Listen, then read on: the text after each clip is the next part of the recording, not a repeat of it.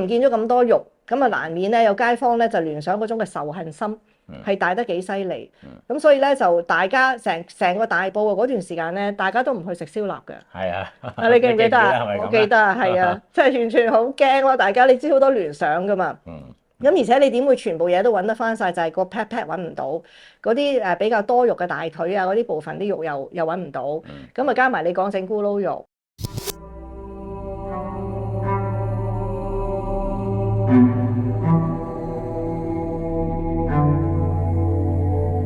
翁靜晶危險人物2.0。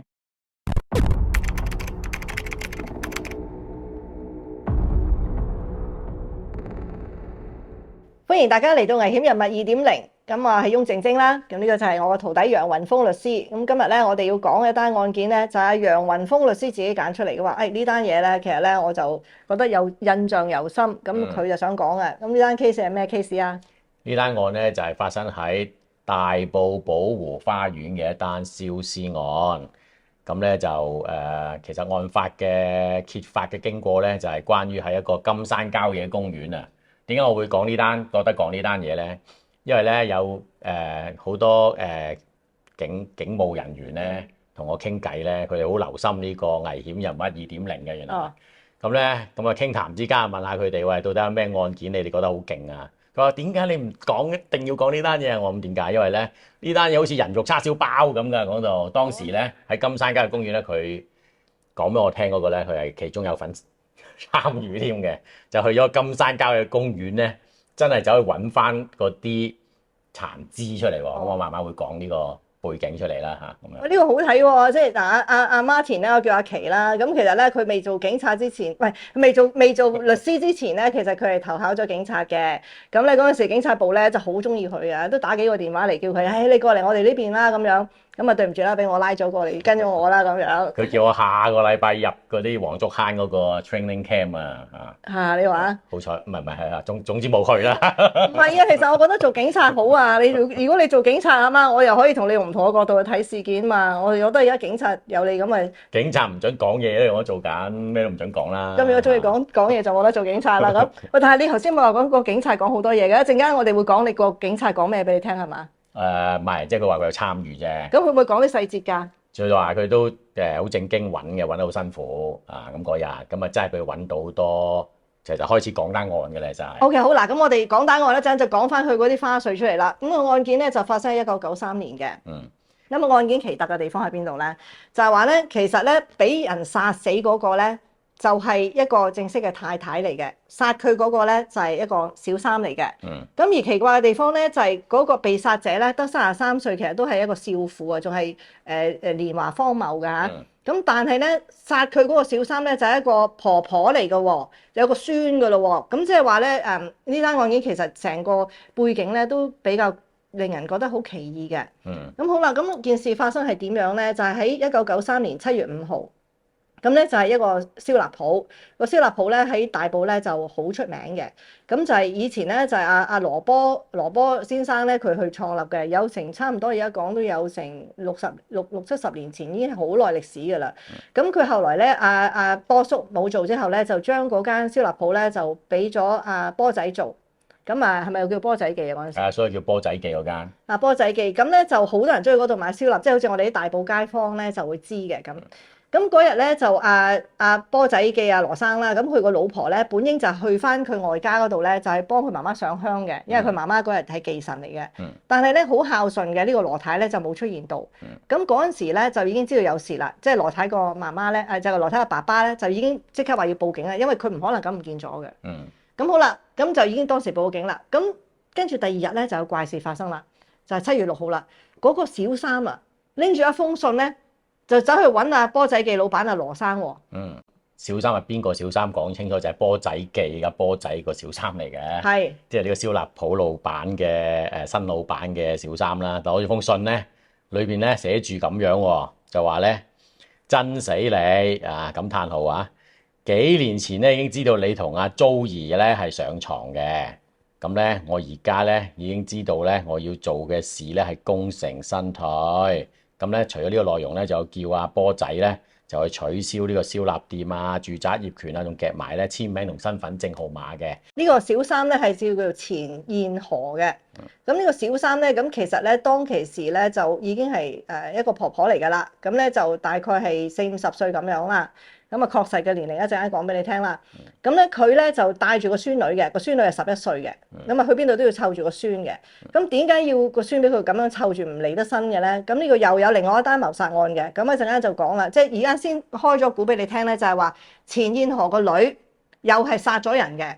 錢燕河個女17歲咧就殺咗佢個家婆㗎啦，已經又重傷咗佢個家翁㗎啦。咁當時咧佢個女係得1歲大嘅啫，咁所以咧佢去咗坐監之後咧，個女就冇人照顧啦，咁就俾咗呢個女咧俾佢阿媽照顧，即係呢個兇手呢個小三啦，錢燕河。咁所以錢燕河咧就要幫佢個女咧去湊個女啦咁樣。咁呢個小三呢個錢燕河咧，頭先所講一大扎嘢咧，就係話佢叫呢一個男人咧，即係叫阿波仔記嗰個老闆咧，就叫佢咧就取消晒嗰個老婆嗰啲名下嘅所有嘢。係。咁咧就然後咧就個老婆就好嬲㗎啦，因為你有第二個女人就走咗啦。咁但係咧，阿羅生都好心水清嘅，佢知道咧自己個老婆非常之痛恨呢一個出邊嘅女人，我哋叫做阿何啦嚇。佢已經知道好痛恨呢個阿何。點解你會咁多人唔揀？你會揀阿何嚟帶封信俾我睇咧？咁樣。咁所以其實阿羅生嗰陣時咧就覺得心寒㗎啦，佢就即刻再去咗報警㗎啦。咁咧同埋見到咧呢位小三咧，佢當時塊面有少少嗰啲燒焦嗰啲傷痕啊，同埋頭髮燒燶咗一橛啊。係。咁咧已經覺得喂，你突然間攞封咁嘅信嚟，你個樣又好似有啲傷痕嘅痕跡，咁啊係人都會懷疑啦嚇。即係焦頭爛額咁樣走嚟攞住封信去揾個情夫話俾佢聽。嗱，其實咧之前咧佢老婆唔見人嗰日咧，即係佢7月5號老婆咪應該翻外家噶嘛。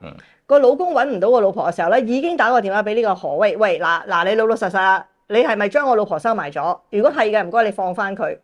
嗰個阿何已經話俾佢聽，你放心啦，佢一陣就會翻嚟㗎啦，仲咁樣答佢嘅。同埋千祈唔好報警喎，竟然叫佢。係啊，仲叫佢千祈唔好報警啊！咁但係其實嗰日佢已經報咗警，但係佢當日報警有冇將呢啲疑點晨早就話俾警察聽咧？咁呢個就唔知。即係如果早啲講，會唔會就有機會咧？即係救翻佢咧？因為我哋一陣你再聽落去，你會聽到咧，其實咧個孫女咧係見到咧呢個婆婆，即係嗰個阿何咧，就將個受害人綁喺張凳度嘅。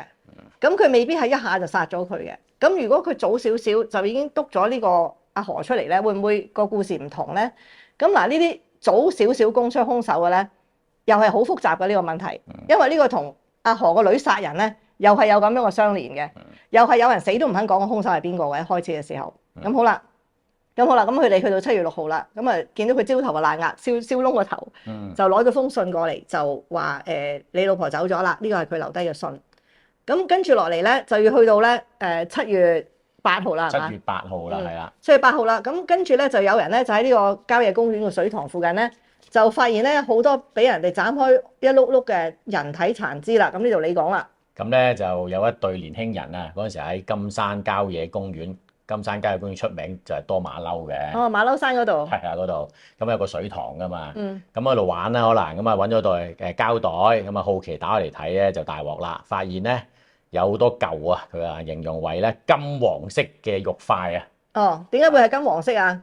咁咧係因為似係用油炸過嘅一啲肉啊。咁咧即係呢個係人體殘肢啦，當然係。咁咧包括當時咧係有大腿啦，有小腿啦。有手喎，但係咧就冇膝頭哥揾唔到嘅，咁咧就有啲手臂啊，同埋有啲內臟咁啦，全部咧都係俾高溫咧係燒過淋過，好似油炸咁嘅。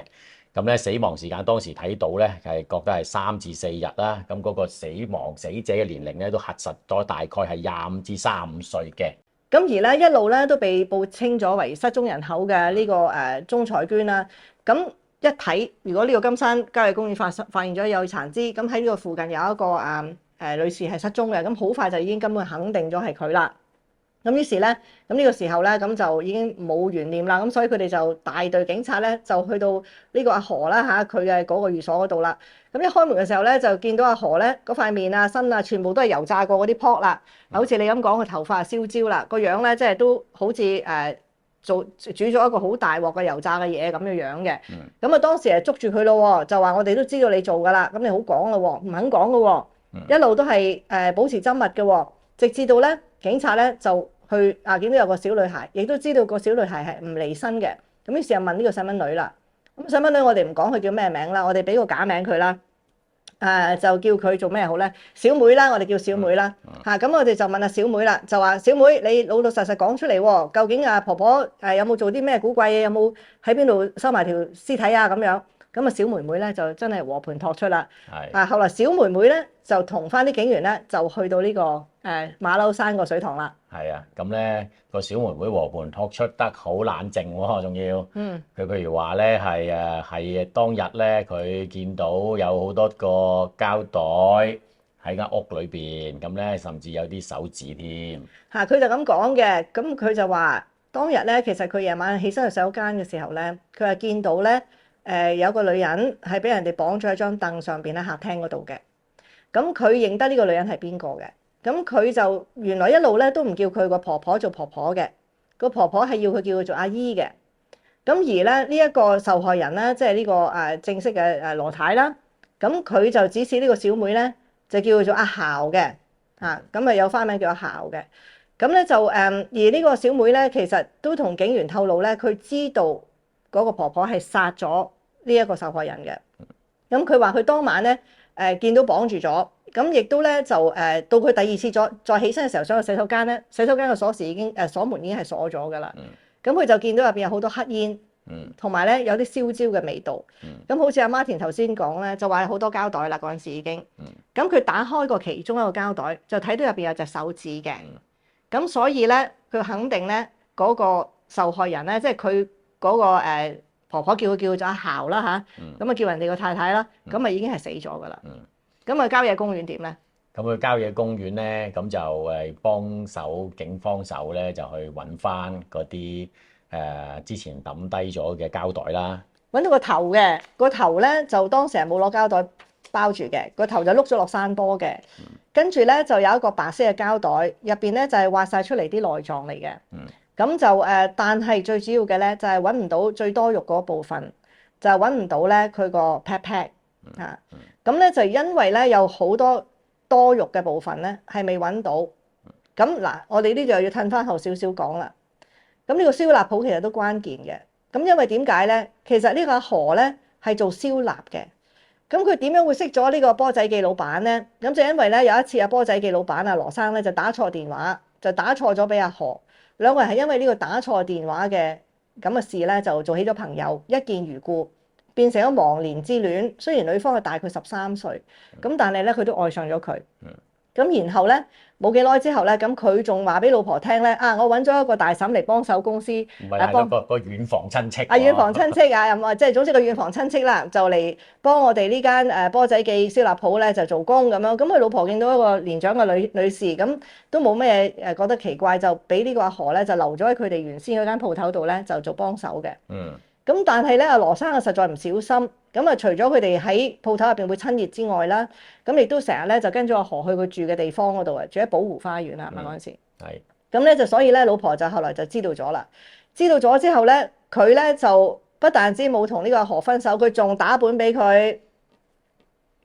喂，好似係扮咗分手一輪嘅，即係斷咗一輪嘅聲稱，跟住但係後尾咧就又再打本俾佢喺寶湖花園樓下。開多間波仔記分店，就俾阿何去打骰嘅。係啦，咁好啦，就俾佢打骰噶啦。咁但係咧，呢個阿何咧就經營得冇，顯然就冇呢個正室經營得好啦。咁冇幾耐咧，呢間公司咧即係個鋪頭就唔賺錢啦。咁啊成日就欠租啦咁樣。咁咧就不時咧都要呢個波仔記嘅羅生咧就貼補佢啲租金啦。咁啊本來咪假扮分手噶嘛，但係嗰啲錢就使得多，咁啊老婆開始就知道咗啦。哦，原來你幫我開埋間分店添。咁就非常之嬲啦。咁到最撈尾嘅時候咧，咁阿羅生都係決定佢又唔識得做生意，做得唔好，就話不如佢取消咗個牌照啦，你唔好做呢個分店啦咁樣。咁而呢個殺機咧，其實就係喺阿羅生同阿羅太兩個商議咧，將阿何嗰間分店燒臘店咧取消嗰個營業咧就起嘅。咁因為嗰陣時佢咧就爭落3個月租噶啦。咁佢哋又唔想幫佢俾，咁於是就走去直情係申請去取消。咁呢個時候就開始起殺機啦。咁至於點解唔見咗最多肉嗰啲會令到大埔恐慌咧？因為咧，你知波仔記出名係咩咧？就係價廉味美啦，同埋咧佢啲咕嚕肉咧係好出名嘅話，咁啊唔係淨係做燒味嘅嚇，咁啊所以咧亦都會用好多，咁當然啦，你又會聯想到係燒味啊、叉燒啊嗰啲咁嘅嘢啦，用好多肉噶啦，咁啊覺得人人都自危，因為驚會唔會係嗰啲肉咧為咗收埋起見咧變成咗佢哋食咗咧已經係啲街坊咁樣，咁啊，根據咧受害人嘅爸爸啦，同埋佢屋企啲姊妹講咧，就話咧呢一個年齡比較大啲嘅呢個小三阿何咧，其實係非常之妒忌受害人嘅美貌嘅。其實受害人咧又靚又叻，又識得做生意，又忠誠，即係所以咧呢個阿何咧對佢非常之妒忌嘅。咁就估計咧佢應該係殺佢之前啊，可能係劃翻佢塊面啊，甚至做咗啲更殘酷嘅嘢。咁所以唔見咗咁多肉，咁啊難免咧有街坊咧就聯想嗰種嘅仇恨心係大得幾犀利。咁所以咧就大家成個大埔啊嗰段時間咧，大家都唔去食燒臘嘅。係啊，你記唔記得啊？係咪咁啊？我記得啊，係啊，即係完全好驚咯！大家你知好多聯想噶嘛。咁而且你點會全部嘢都揾得翻晒？就係個 pat pat 揾唔到，嗰啲比較多肉嘅大腿啊，嗰啲部分啲肉又揾唔到。咁啊加埋你講整咕嚕肉，係嘛？咁佢好似識整其他嘢嘅，做煮齋啊咁樣嘅。呢個女人毒嘅地方喺邊度咧？就係話咧，佢殺咗人之後咧，佢想做到好似冇事咁樣嘅，佢仲翻去翻工嘅，佢仲如常咁樣翻去自己鋪頭度煮嘢啊、煮齋啊咁樣嘅，好似做到完全都唔關事咁樣。係啊，佢呢個案發之後咧。佢咧就多嘢做咯，佢係翻咗店鋪工作啊，跟住買咗藥膏翻屋企，因為啲全部可能 CCTV 啊各樣影到噶嘛。然之後出屋企咧，又再出去咧就買火酒咯，又影到佢買火酒，又翻屋企咯。然之後又出咗去，又再買咩咧？今次買元寶啦，真係。佢個講法咧，佢就冇講到咧，就話佢攞晒嗰啲人體殘肢翻去鋪頭度即係處理嘅，佢唔係咁樣講嘅。佢點解釋咧？佢就話咧，佢係將個屍體咧。就擺喺佢自己屋企入邊個沖涼缸度處理嘅，呢係佢嘅講法。咁佢就話咧，佢買咗好多啲元寶啊嗰啲咧，就鋪晒喺個屍體上邊咧，就去燒嘅。咁所以咧就話咧啲黑煙咧就係咁樣嚟嘅。但係你冇忘記小女孩咧，阿小妹咧，佢嘅講法咧，佢話行過洗手間嘅時候，佢聽到好多啪啪聲嘅。如果你識煮餸嘅，你知唔知啲啪啪聲會點嚟㗎？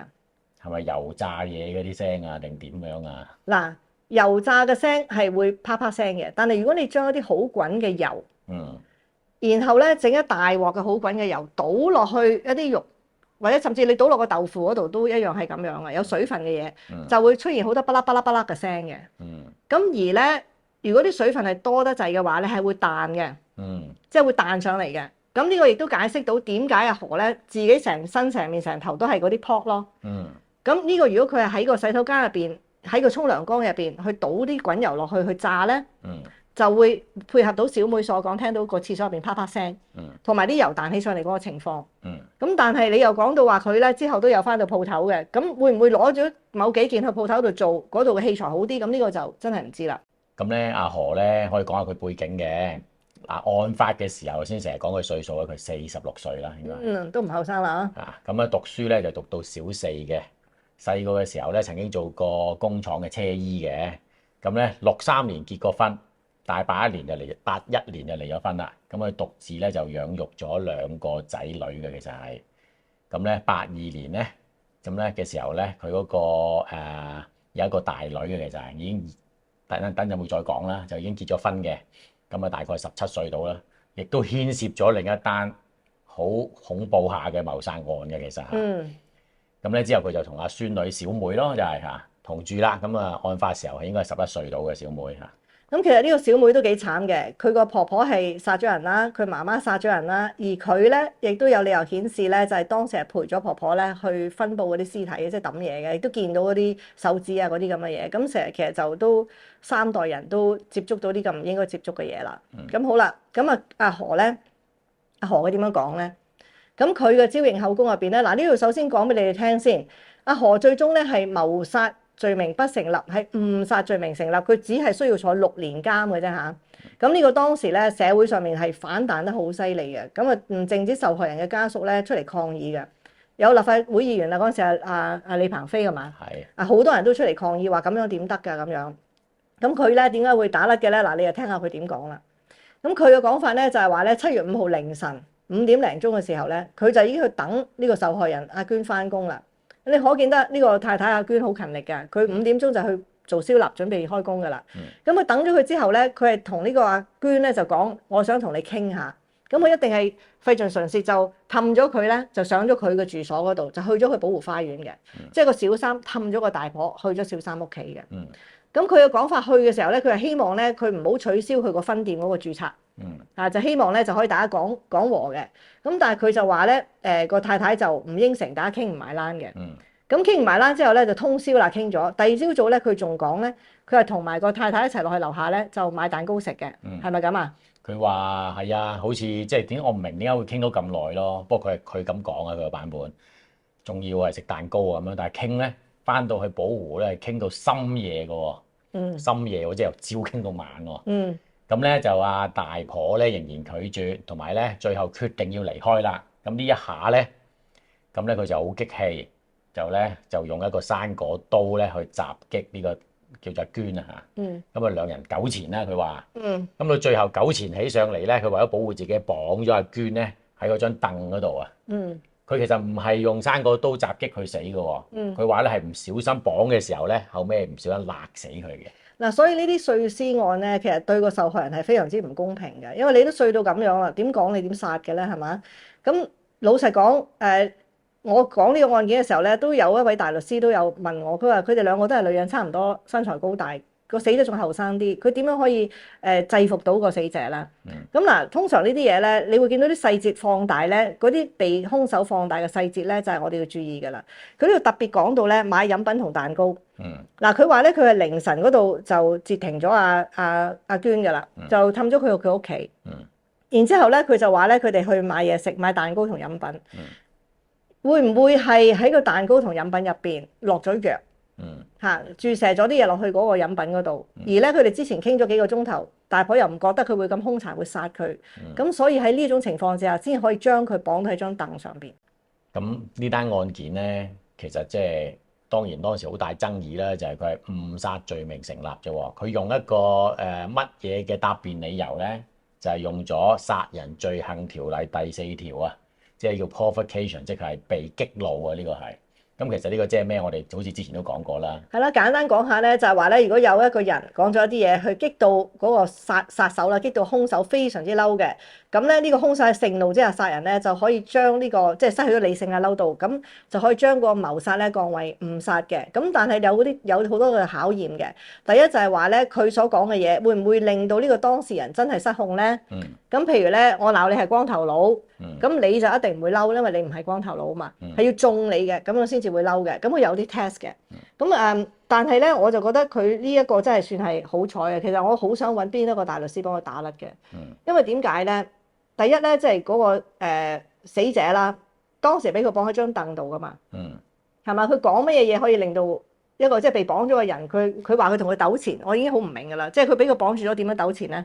點樣令到糾纏間佢糾纏間嚟綁住佢可以啊？咁就好犀利先得喎要。咁佢勒死佢嘅，佢就係咁樣講。咁呢個我就覺得唔係好講得通咯。咁但係冇辦法啦。咁即係其實當然係好多唔合理嘅嘢。咁當時先寫到令到社會咁大反彈啦。係嘛？咁好啦。咁佢就話盛怒之下殺死佢嘅。咁但係呢個案件咧都唔係咁順利嘅。咁咧，其實第一次嘅審訊咧，咁啊由4男3女組成嘅陪審團咧，係商議咗好耐咧，都唔能夠達至到一致嘅裁決嘅。咩叫一致裁決咧？即係可能係7-0啦，或者咧6-1啦，或者5-2啦，但係佢哋都做唔到。咁變咗法官咧，到最後咧就只能夠咧解散陪審團咧，同埋咧落一個命令咧就係重審啦。呢種情況咧就顯示咧，佢用嗰個叫做被挑釁嗰個理由咧。大家都唔可以肯定係咪真係好，即係咪真係挑人嘅咁好啦，咁跟住你知道我哋啲法律啦，就會俾第二次機會就重審啦。重審亦都係一種重組啦。咁喺上一次不足嘅時候咧，大律師就會睇到啦。咁今次就會做得更好啦。咁佢哋重審咧就係喺第2年啦，就1994年嘅7月5號。睇下個日子，7月5號喎。7月5號咪正正係個死者俾人擄走殺嘅嗰個日子嚟嘅。咁今次咧帶嚟嘅消息咧就並唔係會令到死者家屬安慰嘅。咁啊，當時係5男2女嘅陪審團啦。咁佢哋裁定咗嘅謀殺罪名又唔成立，但係誤殺罪名成立嘅。跟住咧法官就負責判刑嘅，因為咧是否有罪就係陪審員決定嘅，但係到判刑咧個權力咧就喺翻法官度噶啦。咁法官咧就判咗當時被告咧就6年監禁嘅啫。咁啊跟住7月5號判刑啦，到23號嘅時候咧就家屬咧就已經喺法院附近啊，好似係沙田廣場啦，同埋旺角地鐵啦就做簽名運動嘅。咁其實佢個家人咧一家3口嘅啫，即係爸爸同埋兄妹啊，好似係兄妹啊，佢個死者有哥哥同埋阿妹，佢哋3日之內就已經有1萬人簽名啦。咁嗰陣時社會氣氛都係普遍覺得呢個係真係太過分啦，判得輕啦，係咪？即係起碼都15-16年啊，即係都要咁樣咯。咁當時呢件事得到好大嘅社會迴響嘅，即係好多人都覺得好唔公平嘅。咁咧又無獨有偶，好巧合咁咧，當呢位即係佢哋嘅家屬咧接受記者嘅訪問嘅時候咧，突然間咧即係應該有記錄低當時啲 video 嘅，突然間一陣狂風大作喎，同埋雷雨交加添，大風到咧成個窗咧明明閂住咗都吹開咗，咁啲人就好驚啦，梗係嚇。咁咧亦都咧係訪問嘅時候無端端咧有隻飛蛾咧側邊飛嚟飛去嘅，當時亦都喺出殯嗰日咧。又有一隻飛蛾咧，又喺長期咧喺度飛嚟飛去嘅。其實呢個死者真係可憐咯，即係咁樣講，又忠誠啊，又勤奮啊，咁佢仲有個女添㗎。佢個女咧都係11歲，同阿何嗰個孫女咧，阿小妹都一樣咁大嘅。咁佢咧就要係喺一個失去咗母親嘅環境下長大。咁而個家庭咧，即係死者嘅家庭好驚嘅。因為咧呢個兇手阿何咧，唔單止一次咧講要傷害個死者，仲話要殺埋佢個女添㗎。咁佢哋嗰家人就好驚咧，就驚萬一佢6年之後放監出嚟，會唔會咧再傷害埋呢個小朋友？其實嗰陣時佢哋都好驚。咁至於呢件事入邊嘅男事主阿羅生咧，佢就話一定唔會要翻呢個女人㗎啦。佢對佢都係即係非常之心痛痛絕㗎啦。咁但係呢個案件咧，其實就係受害嘅人好多下嘅，即係唔淨止個死者本人。咁我哋都可以講一講咧，就11歲個孫女啦，阿小妹佢點啦？咁其實小妹咧個背景都好坎坷嘅，佢個媽媽就係阿何個女嚟嘅。佢個女咧就叫做文瑞蘭嘅，咁咧就牽涉喺呢件案件嘅地點咧，其實就係摩星嶺海旁村嘅一間木屋啊。咁呢間木屋咧就有2層嘅，咁應該都係簡陋嘅設計嚟嘅。咁牽涉裏邊嘅人咧。就有首先有戶主先啦，戶主就叫黃香，但係一個男性嚟㗎。咁啊72歲嘅，就喺魚欄工作嘅。咁咧妻子咧就都65歲嘅，叫鄧蓮嘅。好啦，有個養子嘅，養子咧就叫黃炳輝，當年就22歲。咁咧呢位咧就係頭先我哋一路講緊阿何個女啦，就係佢嘅戶主嘅媳婦啊，即係養子嘅老婆文瑞蘭。其實叫做文瑞蘭嘅。仲有一個靚妹仔，好細個嘅，就1歲大嘅啫。嗰陣時就係阿小妹啦。係冇錯。當時都喺呢一間發生兇案嘅屋入邊嘅。咁好啦，簡單講一講咧。咁就喺呢個比較治安好嘅呢個木屋嘅區域入邊啦。1982年3月20號晚，咁咧就有鄰居聽到人大叫救命。咁啲鄰居去到嘅時候，見到間屋烏燈黑火，唔對路，就入去睇。入去睇嘅時候咧，就發現咧。有2個老人家咧，就已經倒卧喺個屋入邊啦。咁頭先所講嘅嗰個家婆啦，阿鄧蓮咧，就已經成身血攤喺血嗰度啦。咁個黃香個老爺咧，都係瞓咗喺個老婆隔離嘅。屋入邊咧，2個後生仔女，20歲嘅養子阿炳輝，同埋佢個即係佢嗰個未好後生嘅老婆啦，嗰時17歲啦。咁阿蘭啦，咁啊受輕傷。最恐怖咩咧？最恐怖就係嗰1歲大嗰個女仔啊，嗰個小妹啊，俾人係從高處掟落去個地下嗰度啊，掟到喊到咧，傷到受咗傷嘅個細蚊女，俾人重掟落地下度嘅。當時嘅形容咧係俾人由高處掉落嚟啦，又用腳踐踏過，可能有鞋印啦，同埋傷痕累累嘅。當時係即係嗰個女仔俾人整到咁樣嘅。好啦，點解要咁咧？好啦，警察嚟到啦。警察嚟到之後咧，嗰個阿炳輝咧，即係個養子咧，就俾咗個古仔俾警察。就話咧有4個嗰啲大圈幫啊，即係嗰陣時好興咧，就係由大陸度游水落嚟嘅，咁啊香港就凝聚咗一啲勢力嘅一啲我哋叫內地嚟嘅非法移民啦。咁有4個大圈幫衝咗入間屋嗰度，就要搶嗰個婆婆，即係個鄧蓮嗰個金鏈。發生爭執，咁於是咧就佢哋就用武器、用利器就傷害咗呢個老婆婆，然之後咧就傷埋嗰個男戶主個公公。咁跟住然之後咧就咁樣去對嗰個1歲嗰個細蚊仔都唔放過啦，都落毒手去對嗰個細蚊仔啦。咁啊糾纏中咧，佢哋受到輕傷啦。嗱，呢個係第一個版本。嗰陣時咧，嗰個戶主老婆婆已經死咗啦，老公公咧昏迷咗送咗醫院啦，淨係得呢個炳輝同埋佢嗰個後生老婆兩個人會講嘅啫。咁當時報紙登出嚟咧，都完全係接受晒佢哋個版本嘅。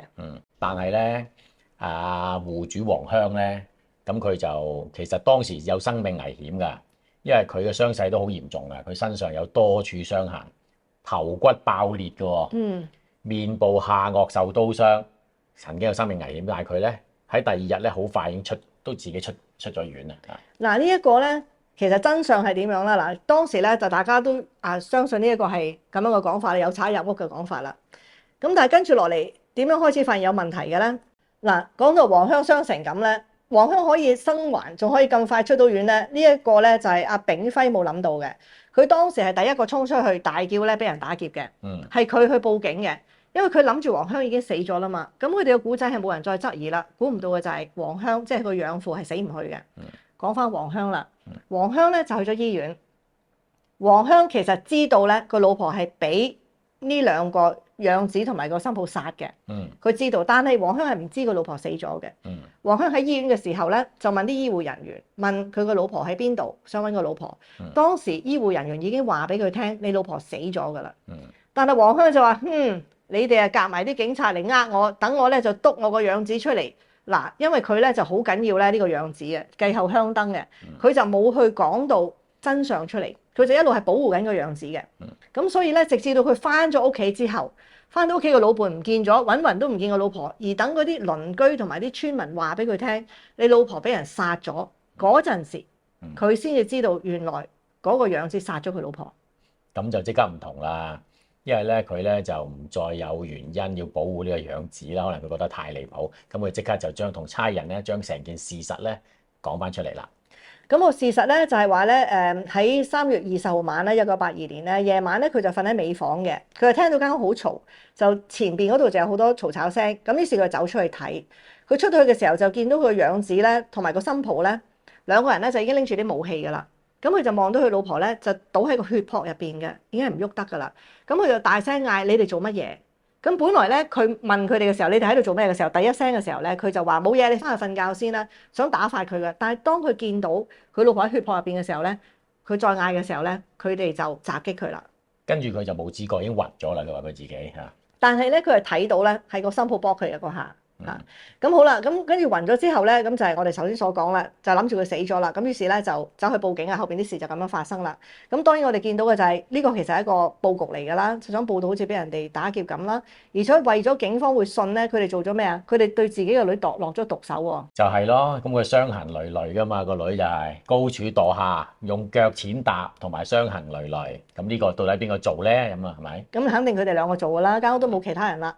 咁好啦，咁後來咧就呢個黃香咧就知道佢唔可以再保護呢兩個人啦，咁於是咧佢就走去報警，就將所有嘅嘢咧就如實託出啦。咁其實呢個黃炳輝咧，因為佢哋兩公婆冇仔女嘅，咁佢就收養咗呢個養子，就養大佢，繼後香燈。咁後來呢個養子咧就中意咗呢個阿蘭，佢中意阿蘭嘅時候，阿蘭都得15歲嘅咋。係啊，開頭好反對佢哋一齊嘅，阿黃香即係話你咁細個，咁但係後尾咧佢都入埋屋企住啦已經，跟住咧就好。